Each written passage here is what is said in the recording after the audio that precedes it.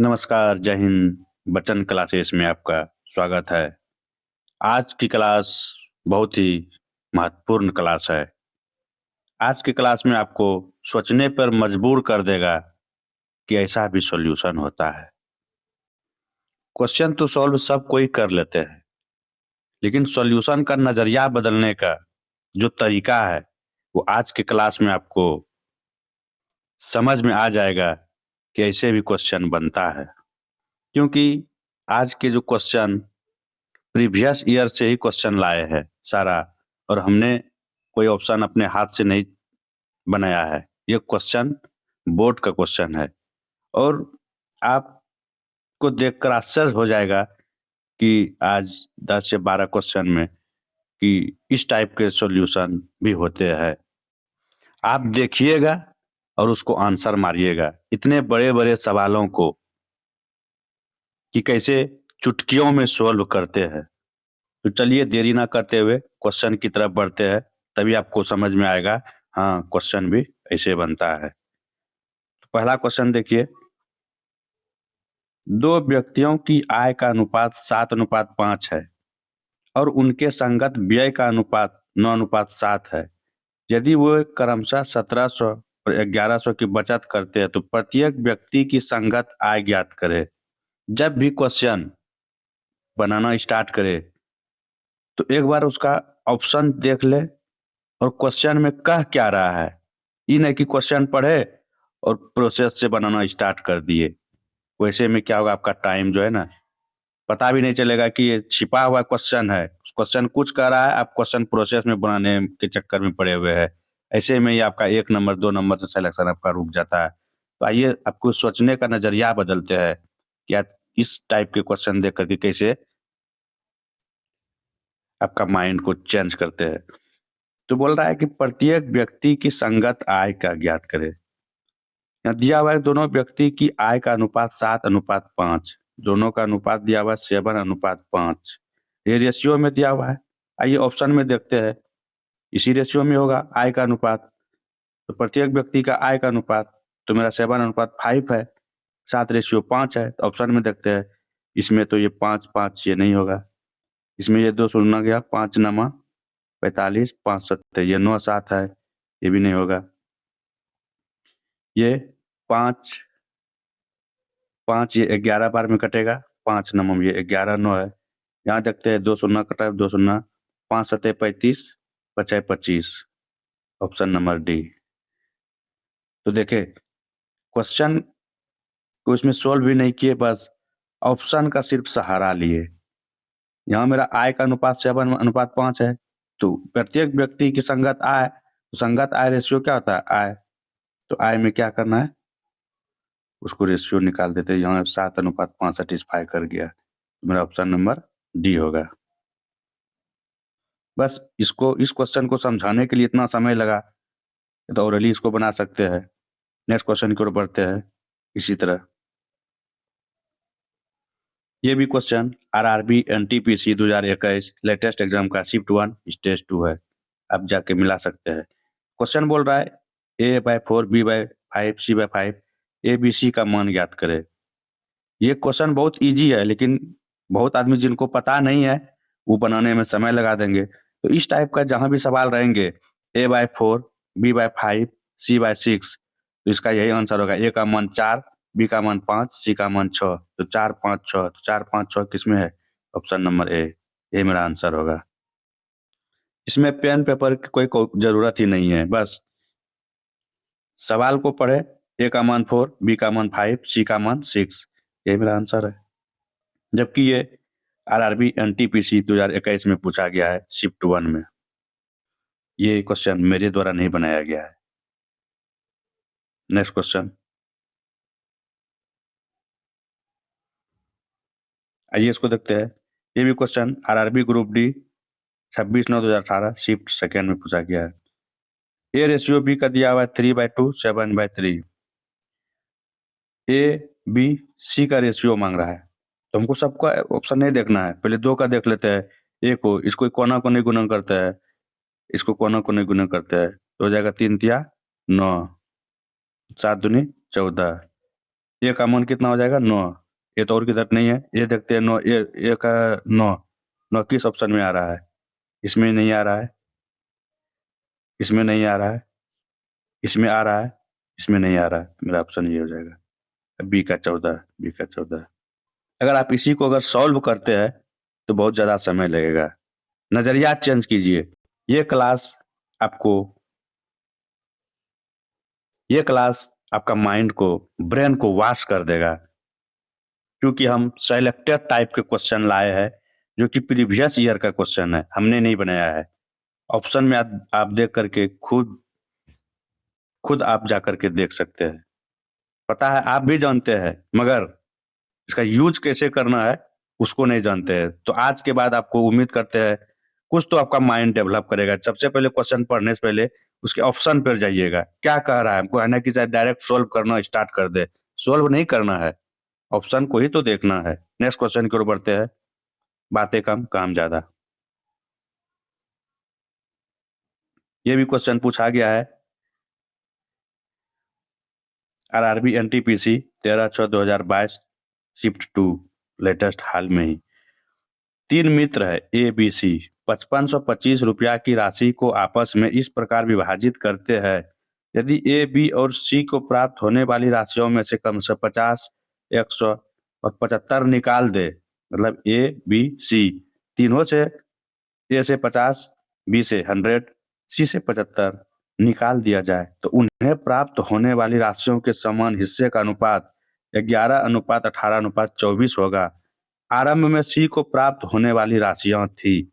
सी के बारे में बोल रहा है, तो सी का रेशियो हमारा क्या है यहाँ 24। सी का रेशियो क्या है 24।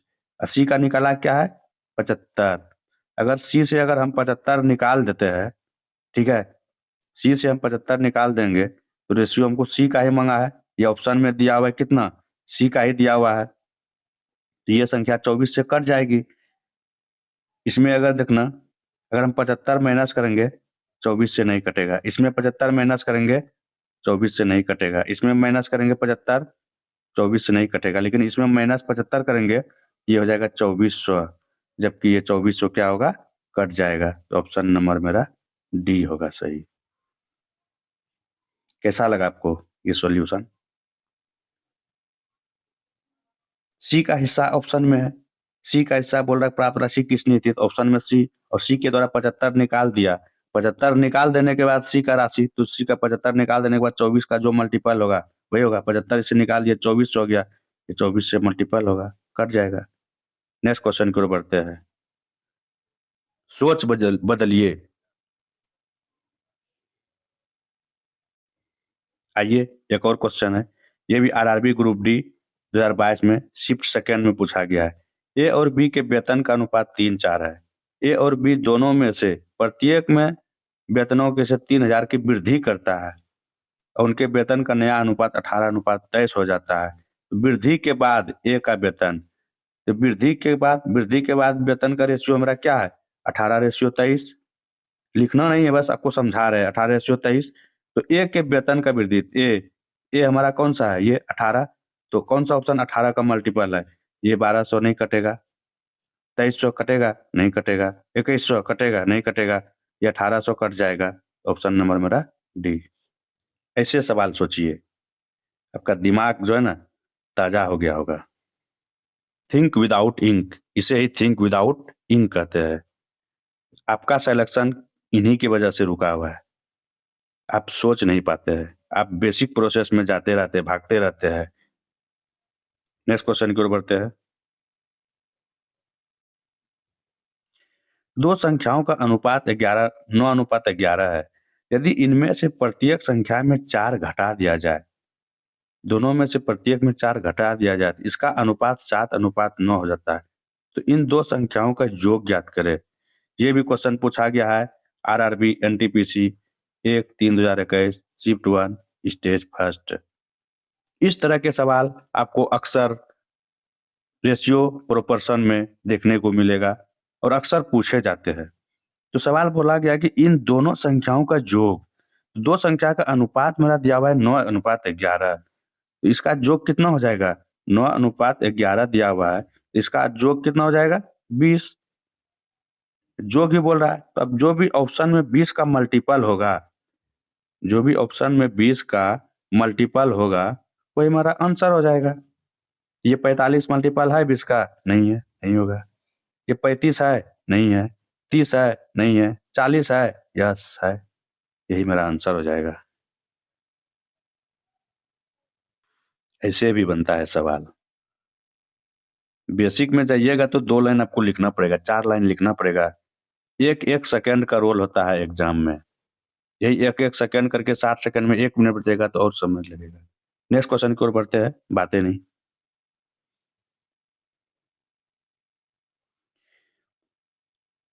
इस टाइप के सवाल अलजबरा में, ये आर.एस. अग्रवाल में भी इस टाइप के सवाल है।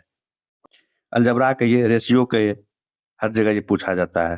a plus B, B plus C, C plus A का मान दिया हुआ है 6, 7, 8। a plus B plus C का मान 14, तो c का मान ज्ञात करना है। किसका मान ज्ञात करना है? c का मान ज्ञात करना है। तो जो चीज का मान ज्ञात करना है उसको हमको यहाँ देखिए, यहाँ c नहीं है, यहाँ c है।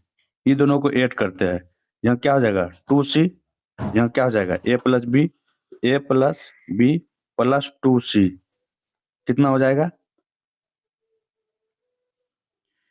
तो अगर ई दोनों को जोड़ते हैं, इसका वैल्यू ये 7 और 8 है, तो इसका क्या हो जाएगा 15 इधर हो जाएगा।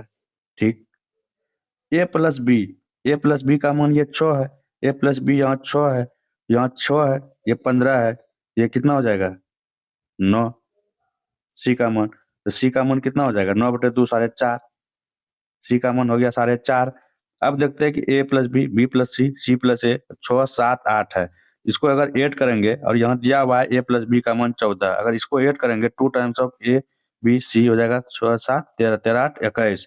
यहाँ हो जाएगा कितना हो जाएगा ए प्लस बी प्लस सी का वैल्यू कितना हो जाएगा 21/2, कितना हो जाएगा 10.5, 10.5।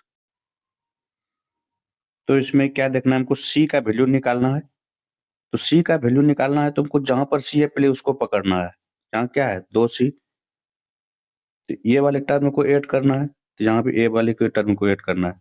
यहाँ हो जाएगा कि क्या हो जाएगा a plus B plus 2c, तो ऐड करेंगे 7, 8, 15। ठीक। a प्लस बी का वैल्यू 6 है, a प्लस बी का 6 है, ये 15 है, तो यहाँ 2c का वैल्यू कितना हो जाएगा 9, c का वैल्यू 4.5 हो जाएगा।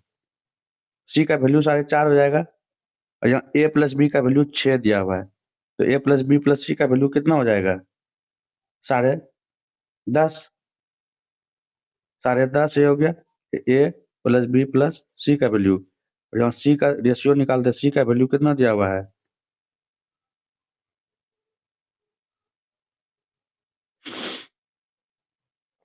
4.5। ये किसका वैल्यू दिया हुआ है? सी का वैल्यू दिया हुआ है। ठीक, इसको कटाइए, 15 45, 15 75 से। अब ये ए प्लस बी प्लस सी का वैल्यू दिया हुआ है, यहाँ देखिए ए प्लस बी प्लस सी का वैल्यू दिया है 14, 7 दूनी 14, 2 गुना। अगर ये इधर 2 गुना है तो ये भी 2 गुना आएगा, तो इसका क्या हो जाएगा 3 दूनी 6। ये हमारा आंसर हो जाएगा।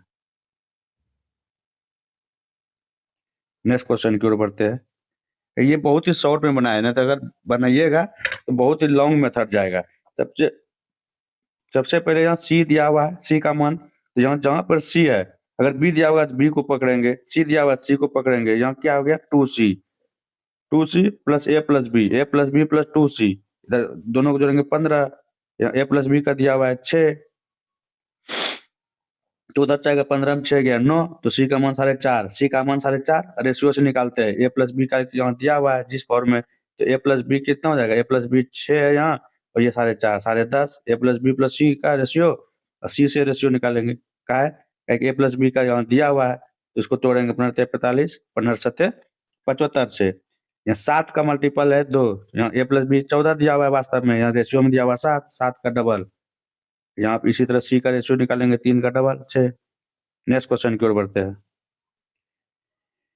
ये भी सवाल बहुत ही देखने को मिलते हैं, आर.एस. अग्रवाल में बहुत इस टाइप का सवाल है। A B C D E F G H 1 3, तो निम्नलिखित का मान ज्ञात करें। इस टाइप का जितना भी रहेगा बटे में, जितना भी रहेगा रेशियो में, उसका आंसर भी आएगा मेरा 1:3। कितना आएगा? 1:3। अगर इस टाइप के सवाल में अगर यहाँ पर स्क्वायर दिया हुआ हो, अगर यहाँ स्क्वायर दिया हुआ है तो इसका भी स्क्वायर कर देंगे, 1 और 9 स्क्वायर। नेक्स्ट क्वेश्चन की ओर बढ़ते हैं। एक रेलगाड़ी 35 किलोमीटर की दूरी 60 मिनट में तय करती है। एक रेलगाड़ी 35 किलोमीटर की दूरी 60 मिनट में तय करती है। उसे 105 किलोमीटर की दूरी तय करने में कितना समय लगेगा? अब इसको हम समय और दूरी में जाके फॉर्मूला लगाएंगे, समय निकालेंगे, उतना टाइम नहीं है इसमें। सोचिए 35 किलोमीटर 60 में, 105, ये 35 का कई गुना है? 3 गुना है। 35 से 105 तो कितना समय लगेगा? 60 का 3 गुना। 60 का 3 गुना कितना हो जाएगा? 180। इसमें सिर्फ सोचने की क्षमता है, माइंड का यूज कीजिए, माइंड का गेम है। 35 किलोमीटर 60 मिनट में, तो 35 या 105, इधर 3 गुना हो रहा है, इधर भी कितना हो जाएगा? 3 गुना हो जाएगा। 35 105,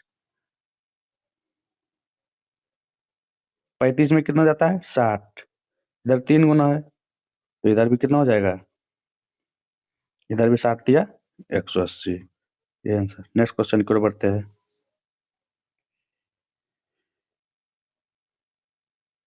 एक रेलगाड़ी 20 किलोमीटर की दूरी 24 मिनट में तय करती है। यदि उसकी चाल में 5 किलोमीटर प्रति घंटा की वृद्धि होती है तो रेलगाड़ी समान दूरी कितने समय में तय करेगी? अब इस सवाल को जहां बच्चे देखेंगे, अब माथापच्ची करना स्टार्ट। लेकिन इसको ऑप्शन को भी गौर कीजिए। 20 किलोमीटर की दूरी 24 मिनट में तय करती है। यदि चाल 5 किलोमीटर वृद्धि कर दी जाए, अगर चाल में हम वृद्धि कर देंगे, क्या मेरा समय क्या लगेगा? कम ही लगेगा। 20 किलोमीटर 24 मिनट में तय करती है, अगर 5 किलोमीटर और हम बढ़ा दिए 5 किलोमीटर प्रति घंटा की दर से, दूरी तो मेरा क्या है? समान दूरी है, तो कितना समय लगेगा? समय तो हमको कम ही लगेगा। तो यानी 24 मिनट से तो हमको समय कम ही लगेगा। ये 26 मिनट लगेगा? नहीं लगेगा। 29 मिनट लगेगा? कभी नहीं लगेगा। चाल जब बढ़ाएंगे तो हमको उससे कम ही नहीं लगेगा। 27 मिनट लगेगा? नहीं लगेगा। ये 21 मिनट लगेगा। 24 से कम कौन है? 21। एकमात्र ऑप्शन 24 है। ये मेरा क्वेश्चन नहीं है, ये आरआरबी ग्रुप डी 2022 में हाल ही में जो हुआ है, शिफ्ट सेकंड का है। ये मेरा क्वेश्चन नहीं है कि हम ये सेट कर दिए, ये बोर्ड की तरफ से आया है। सिर्फ क्वेश्चन सॉल्व करने से नहीं होता है, क्वेश्चन को एक बार नजरिए से देखना भी पड़ता है। इस तरह के सवाल को सॉल्व करने जाएंगे तो टाइम बहुत लग जाएगा। उम्मीद करते हैं आज जितने भी क्वेश्चन सॉल्व करवाए उसको आप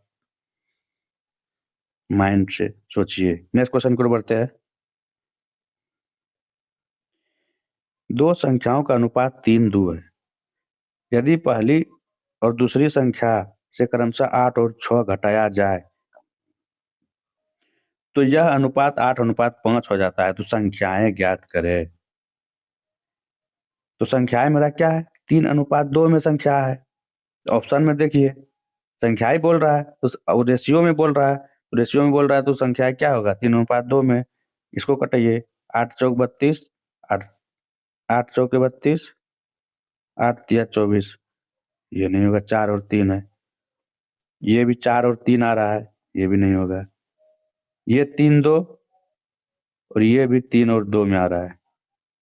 अब दोनों ऑप्शन 3 और 2 में आ रहा है, ये भी आ रहा है, ये भी आ रहा है। लेकिन क्वेश्चन आप गौर से पढ़िए। यदि पहली और दूसरी संख्या में 8 घटाए, अगर इसमें से हम 8 घटाएंगे और इसमें से 6 घटाएंगे, संभव है? नहीं है संभव। अगर इसमें 8 घटाएंगे और इसमें 2 घटाएंगे तो घटा ही नहीं सकते हैं। तो 24 में और 16 में घटा सकते हैं। तो एकमात्र ऑप्शन मेरा यही होगा। एक 3 और 2 में इसमें घटा ही नहीं सकते हैं। यहाँ भी माइंड का गेम है, हल्का सा माइंड लगाइए। 2 ऑप्शन मेरा ऐसे ही चला गया, यहाँ 2 रेशियो सेम मिला। तो अब इसमें बोल रहा है कि यदि पहली और दूसरी संख्या में 8 और 6 घटाएंगे, इसमें 8 तो घटा ही नहीं सकते, इसमें 6 घटाएंगे, कहाँ घटाएंगे? नहीं घटाएंगे। इसमें बोला 8 घटा देंगे, 8 घटाएंगे कितना हो जाएगा? 16। इसमें 6 घटाएंगे कितना हो जाएगा? 10।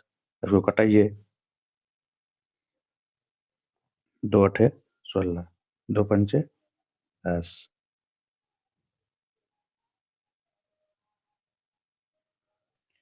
तो मेरा रेशियो कितना आ गया, 8 और 5, ये 8 और 5 सेटिस्फाई हो गया, ये ऑप्शन सही होगा।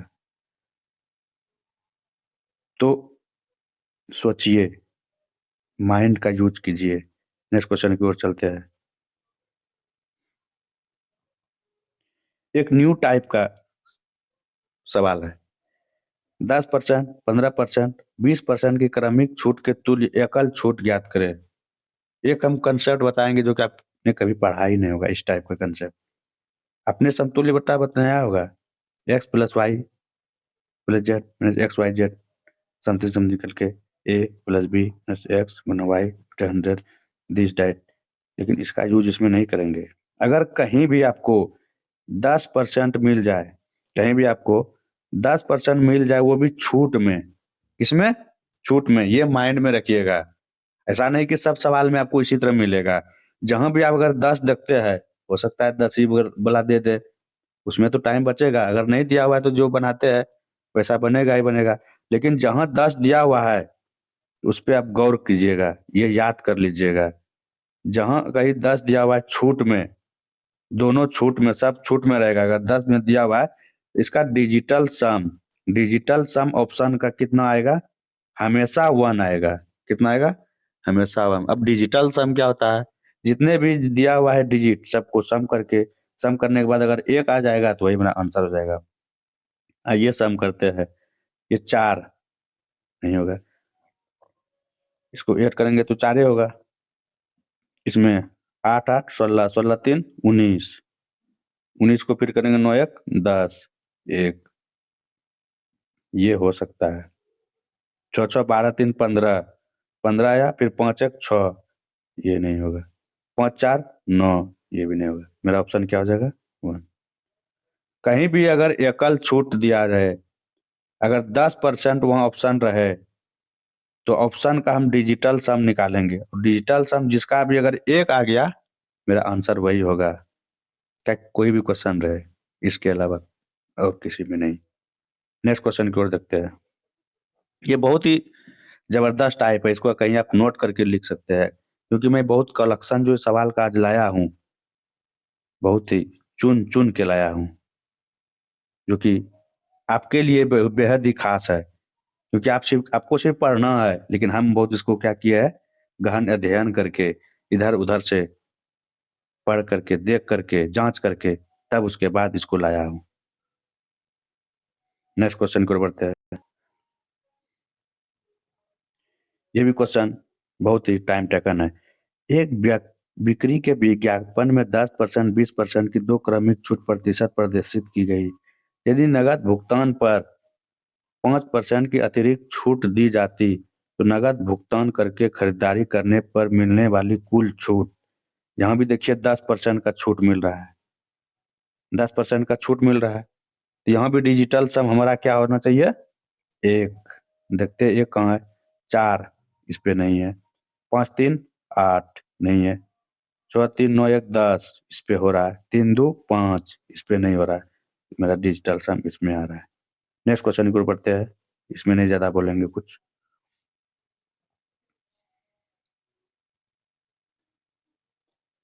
एक सेल के दौरान एक टीवी दुकान का मालिक किसी भी उपभोक्ता को 4 अलग अलग प्रकार की क्रमिक छूटों में से चुनने का विकल्प प्रदान करता है। किसी वस्तु के अंकित मूल्य के प्रतिशत के रूप में इनमें से कौन सा विकल्प दुकान के मालिक को सर्वोत्तम संभव मूल्य प्रदान करेगा। ये एक अलग टाइप का है क्वेश्चन। अगर क्वेश्चन में कहीं मिलता है कि दिया हुआ है बहुत सारे डिस्काउंट, उसमें से बोलेगा कि मालिक को सर्वोत्तम संभव मूल्य प्रदान करेगा, तो इस टाइप में सवाल को देखना है। जितने भी सवाल आएगा इसको अलग अलग नहीं बनाना है, एकल छूट नहीं निकालना है। उसमें निकालने में तो बहुत 10 मिनट लग जाएगा। तो इसका हम आज शॉर्ट ट्रिक बताते हैं। ये जो ऑप्शन है, इसका क्या करना, हम डिफरेंस करेंगे, सबका डिफरेंस देखते हैं। जिसका सबसे कम डिफरेंस होगा ना, वही सबसे सर्वोत्तम मूल्य प्रदान करेगा। तो 35 और 5 में डिफरेंस करेंगे तो कितना हो जाएगा, 30। 30 और 10 में करेंगे तो कितना होगा, 20। 25 और 15 में करेंगे तो कितना हो जाएगा, 10। 20 और 20 में करेंगे तो कितना होगा, 0। तो सबसे न्यूनतम मान डिफरेंस करने के बाद जिसमें सबसे न्यूनतम मान प्राप्त हो वही सर्वोत्तम बेनिफिट होगा, मालिक को सर्वोत्तम संभव मूल्य प्रदान करेगा। Option number D. अब सबको अलग अलग निकालना स्टार्ट मत कीजिएगा, इस टाइप के आप नोट कर लीजिएगा कहीं भी। नेक्स्ट क्वेश्चन की ओर बढ़ते हैं। आज के लिए मेरा क्वेश्चन यहीं तक है। उम्मीद करते हैं आपको ये वीडियो अच्छी लगी होगी। अगर मेरी वीडियो अच्छी लगी होगी तो please like share and subscribe my YouTube channel Bachchan classes.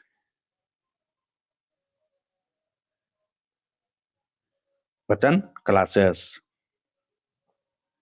SSC, railway, railway group D, BPSC, AEDO, विभिन्न प्रतियोगिता परीक्षा में इस लेक्चर के वीडियो काम आएंगे। तो जिन्होंने भी मेरे इस चैनल को सब्सक्राइब नहीं किया है वो प्लीज जाके सब्सक्राइब कर ले। मैं आपके लिए इसी टाइप का क्वेश्चन चुन चुन के और जो भी मोस्ट प्रीवियस ईयर क्वेश्चन जो बार बार रिपीटेड क्वेश्चन होते हैं उसको लाएंगे। अभी तो ये मेरा डेमो क्लास था, अभी इस टाइप के बहुत सारे क्लास आएंगे जिसमें आपको बेहद ही खुशी मिलेगी। तो थैंक यू आज के लिए। जय हिंद।